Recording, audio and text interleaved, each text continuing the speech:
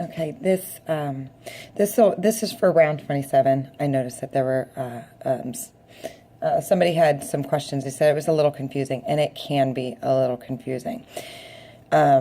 It took me a couple days to figure out the placement of all these, all the fun stuff in the whole diamond band. I got out the original blanket because the new one, this section's all white, and I was getting a lot of glare. From my light overhead, so it's actually easier to see in this one with the blue. So in round 27, you're joining with a single into the stitch made into the half double from round 25. So if you remember, round 25 is this round here. So, the one where you're doing the half double, I think it's triples, and then a single over the puff stitch. So your half double is here. And if we remember the anatomy of the stitch is, for this stitch, these loops, if this is your stitch that you're working into, the loops behind it are the loops that belong to that stitch. So if you find your half double, then you go up, and this is the stitch that you're joining into. So obviously, again, if with the anatomy of the stitch, you go up, and you're joining in this stitch with a standing single crochet. After that, you're going to single crochet in the next 2 stitches, and then you have a floating stitch.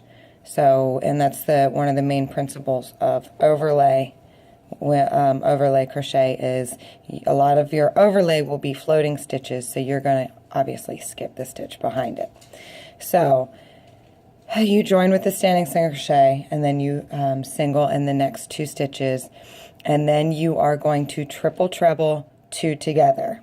In a triple treble, you yarn over 4 times. So you're going to yarn over 4 times.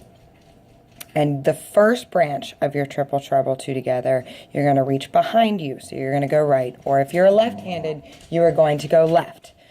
But you reach behind behind from where you just came from.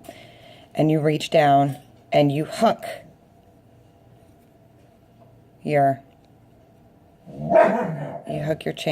chains from whatever round this was, because I actually don't remember right this second. But you hook your chains from here.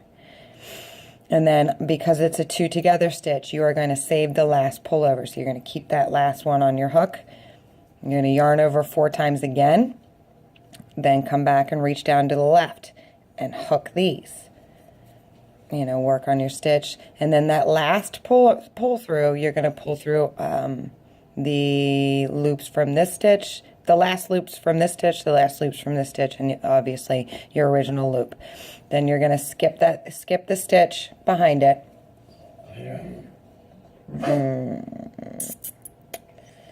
And single crochet in the next 5 stitches. So this is the start of your repeat for the rest of the round. So you single in 5 stitches, and then you do your triple treble 2 together and skip that stitch behind it, and that's how we're going all the way around. I hope that helps.